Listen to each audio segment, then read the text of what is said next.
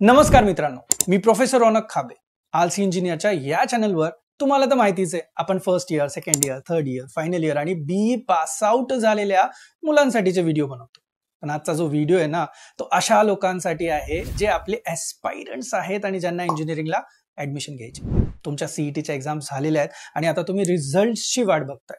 डोक्यात काही गोष्टी फिक्स आहे.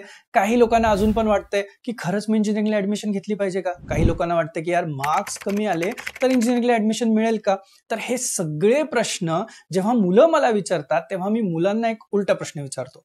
तुम्हाला माहिती आहे, कॉलेजेसमध्ये जेव्हा मी सेमिनारला जातो त्यावेळेला मी नेहमी एक प्रश्न विचारतो की मुलांना सांगा बरं, तुम्ही इंजिनिअरिंगला ऍडमिशन का घेतली. साधारण वर्षभर कंप्लीट झालेला असेल इंजिनिअरिंग करून, तेव्हा या मुलांना जेव्हा हा प्रश्न विचारला जातो तेव्हा तिथे असतो पिन ड्रॉप सायलन्स. यार कोणी उत्तरच देत नाहीत. मग हळूहळू मुलं सांगायला लागतात की नाही नाही, मला IT कंपनीमध्ये सर जोरात जॉब पाहिजे. काही लोक म्हणतात नाही नाही सर, ते घरच्यांनी सांगितलं ना म्हणून मी इंजिनिअरिंगला ऍडमिशन घेतली. काही लोक म्हणतात की सर 4 वर्ष जरा बघायचं होतं इंजिनिअरिंग मध्ये काय, म्हणून मी इंजिनिअरिंगला ऍडमिशन घेतली. आता अशी उत्तरं आल्यावर तुम्ही बोलणार तर काय बोलणार. आता तुम्ही स्वतः एकदा ठरवा की तुम्हाला खरंच इंजिनिअरिंगला ऍडमिशन जर घ्यायचे असेल तर नक्की कारण काय हो. मी तुम्हाला काही एक्झाम्पल्स देतो. नंबर 1, तुम्ही प्रेशराइज्ड आहात का की बाबा मम्मी पप्पा कोणीतरी आपल्याला सांगितलंय नाही नाही तो इंजिनियर बनायचंच आणि म्हणून ते मागे लागलेत आणि म्हणून आपल्याला इंजिनिअरिंगला ऍडमिशन घ्यायची आहे. नंबर 2, सर माझं मॅथ्स खूपच भारी आहे सर, मग मला इंजिनिअरिंग करायलाच लागेल सर, म्हणून मला इंजिनिअरिंगला ऍडमिशन घ्यायची आहे. किंवा सर मला IT कंपनीमध्ये जॉब करायचा आहे ना, म्हणून मला इंजिनिअरिंगला ऍडमिशन घ्यायची आहे. सर माझा मित्र आहे ना, तो चाललाय इंजिनिअरिंगला म्हणून मलाही त्याच्याबरोबर इंजिनिअरिंग करायचंय. किंवा सर इन्फ्लुएन्सर असतात ना, युट्यूबर्स असतात ना, ते आम्हाला सांगतात की इंजिनिअर लय भारी असतो म्हणून मला इंजिनिअरिंग करायचंय. अशी तर तुमची कारणं नाही आहेत ना. मनापासून इंजिनिअरिंग करायची आहे का. तर सगळ्यात महत्वाचं म्हणजे की इंजिनिअरिंगला लागतं काय. बऱ्याचदा मुलं विचारतात की सर जरा 12वीचं मॅथ्स आहे ना, जरा माझं 19-20 आहे सर, तर मग मी इंजिनिअरिंग मध्ये सर्व्हाइव्ह करू शकतो का. तर मी तुम्हाला सांगतोय यार, काही छोटे मोठे टॉपिक आहेत जसं डेरिव्हेटिव्ह आहे, इंटिग्रेशन आहे, मेट्रायसिस आहे, ट्रिग्नोमेट्री आहे, वेक्टर्स आहे, असे छोटे मोठे टॉपिक्स तुम्हाला थोडे बहुत येणं गरजेचं आहे. जरुरी नाही की तुम्हाला सगळ्याच्या सगळं इमिजिएट आणि छान छानच आलं पाहिजे. बघा, इंजिनिअरिंग एक 4 वर्षाची प्रोसेस आहे.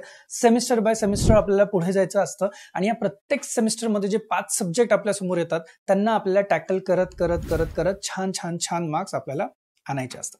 आता बऱ्याचदा ऍडमिशन प्रोसेस बद्दल मुलांचे क्वेश्चन्स येतात. सगळ्यात पहिला आणि महत्वाचा क्वेश्चन असतो की सर बाय चान्स आता मी सीईटी तर दिली, पण मला जे एक्सपेक्टेड मार्क्स आहेत ते जर पर्सेंटाईल मला आले नाही तर मग मी काय करायला पाहिजे. मग इंजिनिअरिंगला ऍडमिशन मिळेल का. तर पहिली गोष्ट तर हो. अरे इतके इंजिनिअरिंगचे कॉलेजेस आहेत की तुम्हाला कुठे ना कुठे कशी ना कशी तरी ऍडमिशन मिळेलच. पण तुम्हाला कुठे आणि कशी अशी ऍडमिशन घ्यायची आहे का. नाही ना. जरा चांगल्या कॉलेजमध्ये चांगली ब्रांच असं काही तुम्ही डोक्यात मनात काही ना काहीतरी ठरवलंच असेल. आता बघा ना, सध्याचा ट्रेंड उठसूट कोणी येतं आणि म्हणतं की सर आम्हाला CS करायचंय, मला IT करायचंय, मला AIML करायचंय, मला AIDS करायचंय. पण अहो, काहीतरी त्याचा एक बार असेल, अप्पर बार असेल, काहीतरी कट ऑफ असेल, तितका आपला कट ऑफ येणं गरजेचं आहे की नाही त्याच्यासाठी. मग याची माहिती कोणी देणार.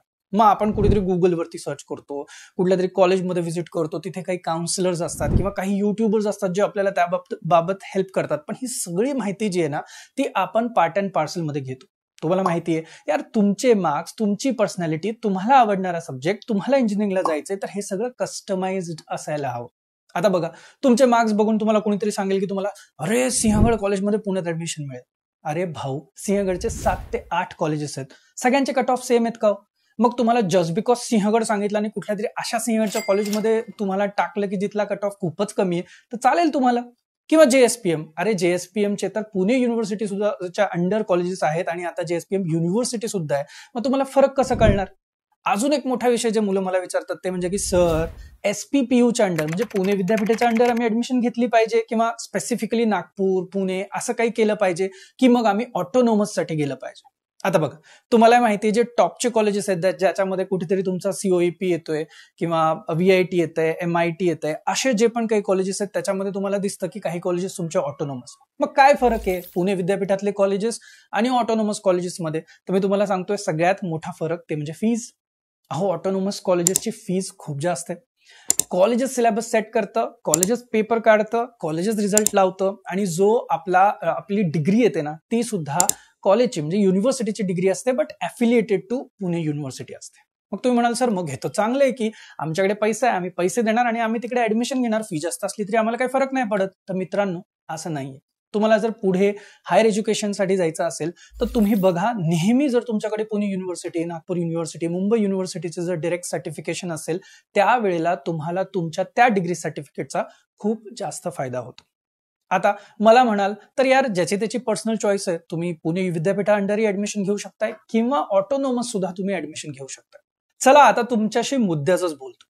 अहो तुमचा सीईटीचा रिझल्ट आल्यानंतर तुमची कॅप राऊंडची प्रोसेस सुरू होईल आणि हीच प्रोसेस मुलं किंवा पेरेंट्स खूप लाईटली घेतात.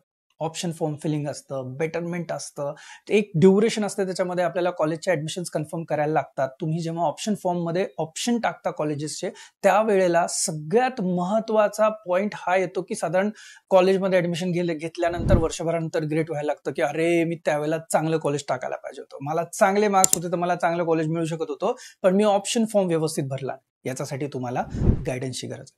मित्रांनो गेली 15 वर्ष मी इंजिनिअरिंगला शिकवतोय, बरीचशी मुलं, बरीचशी कॉलेजेस माझ्या ओळखीची आहे. त्यामुळे मी ना एक कस्टमाइज पॅटर्न बनवलेला आहे की तुमचं जर काउन्सिलिंग करायचं असेल तर ते तुमच्या हिशोबाने झालं पाहिजे. तुमची लाइकिंग काय, तुम्हाला येण्या जाण्यासाठी ट्रॅव्हलिंगसाठी काय इश्यू लागतील, त्याच्यानंतर तुमच्या हॉस्टेलची सोय कशी असणार आहे, ऍट द सेम टाइम यार जो कट ऑफ आहे त्याच्यानुसार कुठलं कॉलेज आपल्याला मिळू शकतं, मग त्या कॉलेजला साधारण प्लेसमेंट्स काय आहेत, त्या कॉलेजमध्ये टीचिंग कसं केलं जाईल, या सगळ्या गोष्टींची उत्तरं तुम्हाला मिळणार.